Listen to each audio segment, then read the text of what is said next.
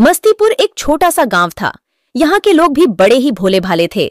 गांव में नया नया इंटर कॉलेज खुला था और शहर से गांव में एक हेडमास्टर को भेजा गया था। आशीष शहर में पला बढ़ा एक होनहार व्यक्ति था और उसी को ही मस्तीपुर के इंटर कॉलेज का हेडमास्टर बनाया गया था। आशीष, तो आज हमारी स्कूल का पहला दिन है। स्कूल के बाहर सारे गांव वाले और बच्चे जमा थे।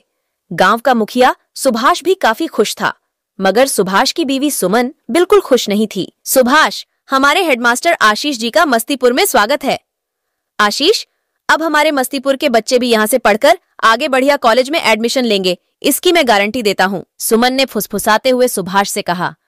सुमन, आया बड़ा हेडमास्टर, हम भी तो उतनी ही पढ़े लिखे हैं, हमें तो कहीं किसी ने नहीं बनाया हेडमास्टर। आशीष स्कूल के अंदर जाने ही वाला था, अचानक ही स्कूल की बिल्डिंग गिर गई। सब लोग डर गए। आशीष, ये कैसे हुआ? सुभाष, पता नहीं कैसे, हम तो बहुत अच्छा सीमेंट लगवाए थे। फिर कैसे हुआ? बिरजू, पता नहीं भैया, ये तो समझ के बाहर है।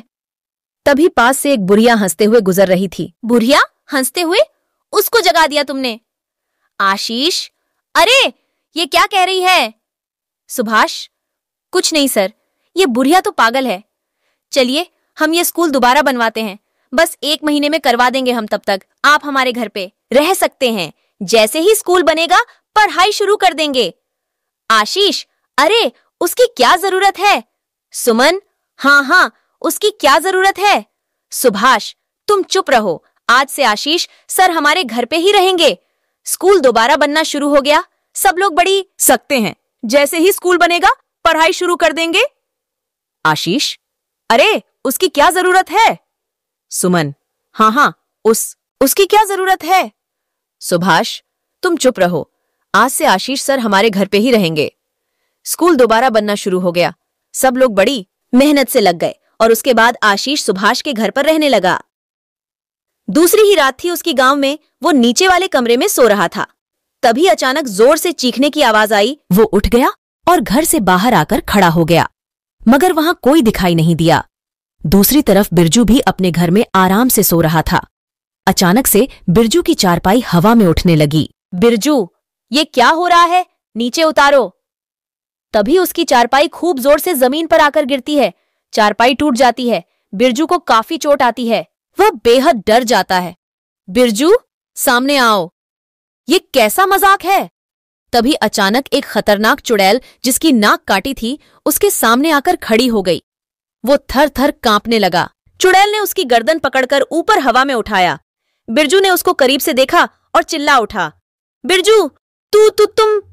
इतने में चुड़ैल ने अपने तेज नाखूनों से बिरजू की गर्दन पर वार किया और उसकी गर्दन को उसके धड़ से अलग कर दिया। चारों तरफ खून ही खून हो गया। गांव के लोग सुबह सुबह उठकर खेत की तरफ जा रहे थे। रास्ते में ही वह जगह पड़ती है जहां स्कूल बन रहा था। 2 गांव वाले सुनील और श्याम जैसे ही उसके सामने से गुजरे और उन्होंने देखा कि बिरजू का सर स्कूल के गेट पर टंगा हुआ है। उसके सर से अभी तक खून चल रहा है। कटा हुआ सर देखते ही सुनील और श्याम डर के मारे जम से गए। वो वहां से सीधे मुखिया जी के घर पहुंचे। सुनील, मुखिया जी। सुभाष, हाँ सुनील, क्या हुआ? इतने डरे हुए क्यों? सुनील, बिरजू का कटा हुआ सर स्कूल के बाहर टंगा हुआ है। ये खबर गांव में आग की तरह फैल गई। सब लोग स्कूल के सामने जमा हुए। सुभाष, ये किसी इंसान ने तो नहीं किया, ये किसी इंसान का काम नहीं लगता। श्याम, भूत का काम है ये। तभी वो बुढ़िया भी वहां से गुजरती हैं। बुढ़िया हंसते हुए, अब किसकी बारी है? आशीष को नींद नहीं आ रही थी। वो बस इसी उधेड़ बुन में था कि स्कूल बने और वो पढ़ाना शुरू करें। उसको ये समझ नहीं आ रहा था कि आखिरकार ये कौन कर रहा है। आशीष, पक्का कोई गांव का आदमी है जो कि नहीं चाहता कि स्कूल बने। तभी अचानक से आज फिर से आवाज हुई। वो दौड़कर घर से बाहर निकलता है। उसको एक परछाई दिखती है जिसने साड़ी पहनी हुई है। वो भाग रही है। आशीष, कौन है वहां? मैं पूछता हूं, कौन है? आशीष भी उसके पीछे भागने लगता है, लेकिन परछाई उससे बहुत तेज भाग रही थी। मगर तभी एक और चीखने की आवाज आती है। इस बार वो मुखिया के घर से आती है। तभी अचानक परछाई ने भी भागना बंद कर दिया। आशीष परछाई को देखता है। परछाई पीछे मुड़ती है। आशीष देखता है कि ये तो सुमन है, लेकिन वो भाग क्यों रही है और कहाँ जा रही थी? लेकिन इन सभी सवालों से ज्यादा जरूरी आशीष को लगता है कि वह वापस घर की तरफ जाकर देखे कि क्या हो रहा है। वो वापस घर पहुंच जाता है। घर पर लोगों की भीड़ लगी हुई थी। वो देखता है सुभाष मरा पड़ा है और उसका सिर्फ खून से सना धड़ वहां पड़ा हुआ है, मगर उसका सर वहां नहीं है। तभी सुनील भागता हुआ आता है। सुनील, मास्टर जी, मुखिया जी का कटा हुआ सिर स्कूल पे टंगा हुआ है। आशीष, तुमने किसी को आते जाते हुए देखा? सुनील, नहीं मास्टर जी। इतने में सुमन भी वहां आ जाती है। सुमन, ये क्या हुआ? किसने किया ये सब? आशीष, मुझे तो लगता है इसमें तुम्हारी कोई चाल है। मैंने कल रात को किसी की चीख सुनी थी और जब मैं चीख सुनकर बाहर आया तो सुमन भी भाग रही थी। मैंने खुद देखा है इसको भागते हुए। सुमन? हाँ, भाग रही थी, मगर मैंने किसी का खून नहीं किया। मैं भला अपने ही पति को क्यों मरूंगी? सुनील, तो फिर तुम भाग क्यों रही थी? सुमन, क्योंकि मैं आशीष जी को डराकर गांव से बाहर निकालना चाहती थी। मुझे बनना था इस स्कूल की हेडमास्टर। वो चीख भी मेरी ही थी, मगर मैंने किसी को नहीं मारा। तभी वो बुढ़िया वहां आ जाती है। बुढ़िया हंसते हुए, तो शिकार अगला कौन? आशीष, ये क्या कह रही हो अम्मा तुम? कैसा शिकार? सुमन, 1 मिनट। मुझे लगता है कि इन दोनों हत्याओं का स्कूल से पक्का कुछ ना कुछ लेना देना है। बिरजू स्कूल बनवाने में सबसे आगे खड़ा था, वो अब नहीं रहा। मेरे पति ने आशीष जी को शहर से यहां बुलाया, वो भी अब नहीं रहे। मतलब जो कोई भी है उसका अगला शिकार आशीष जी हैं। आशीष, मैं... सुमन, हाँ, और हम सब गांव वालों को मिलकर आपको बचाना होगा। आप हमारे बच्चों के लिए इतना कुछ करते हैं और मुझे अपने पति की मौत का बदला भी तो लेना होगा। सुनील, मगर कैसे? सुमन, कल रात हम सब सोने का नाटक करेंगे और देखेंगे कि वो कौन है जो आशीष जी को मारने आता है। आशीष जी, आप जैसे ही उसे देखें ये घंटी बजा देना। सुमन ने आशीष को 1 घंटी दे दी। अगली रात जल्दी ही आ गई। सबको इस रात का बेसब्री से इंतजार था, चुड़ैल को भी।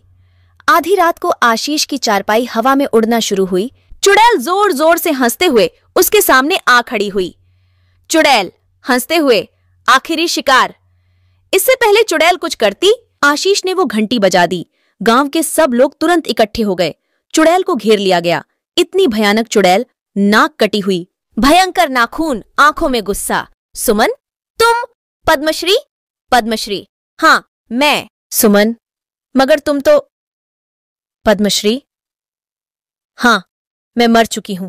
तुम लोगों ने मेरे बच्चों को स्कूल में इसलिए नहीं पढ़ने दिया क्योंकि हम नीची जाति के थे, और जब उसने तुम्हारे बच्चों का खानदानी सामान छू लिया तो तुम लोगों ने सबके सामने मेरी नाक काट दी और हमारे घर में रात में आग लगा दी। अब स्कूल बनाने चले हो गांव में अपने बच्चों के लिए? ये कभी नहीं होने दूंगी मैं। अच्छा हुआ सारे यहां आ गए, मैं तो एक एक करके मारना चाह रही थी। तब तक चुड़ैल और गुस्से में आ गई और उसने आगे बढ़कर सुनील के सर को अपने हाथों में पकड़कर दोनों हाथों से पीट दिया। उसका सर फट गया और उसका खून चारों तरफ फैल गया। अब वो श्याम की तरफ बढ़ी। सब भागने लगे। श्याम को पकड़कर उसने को टुकड़ों में काट दिया। तभी वो बुढ़िया वहां आई। बुढ़िया, रुक जा डायन। बुढ़िया ने जाकर चुड़ैल का सिर पकड़ा और उसकी आंखों में अपनी आंखों से एक शक्ति छोड़ी। चुड़ैल अब एकदम शांत हो गई। चुड़ैल, माँ तू? बुढ़िया, हाँ मैं तेरे मरने के बाद आज तक पागल बनी इस गांव में भटक रही हूं। इस तरह सबको मारने से क्या होगा? ये सब तो पहले ही मरे हैं, इनके अंदर इंसानियत नहीं है। छुआछूत और ऊंच नीच के चक्कर में सब कुछ भूल गए हैं ये।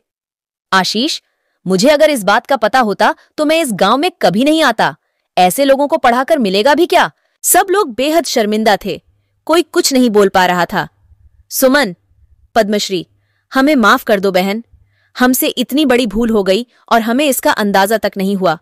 आज से ही गांव में सब बराबर होंगे, कोई छोटा बड़ा नहीं। सभी गांव वालों ने एक साथ कहा, हाँ। चुड़ैल ने गांव वालों पर भरोसा कर लिया और इस तरह आखिर एक चुड़ैल ने अपने गांव से कितनी बड़ी बीमारी का इलाज कर दिया। स्कूल बना और सभी बच्चे बिना किसी भेदभाव के पढ़ने लगे।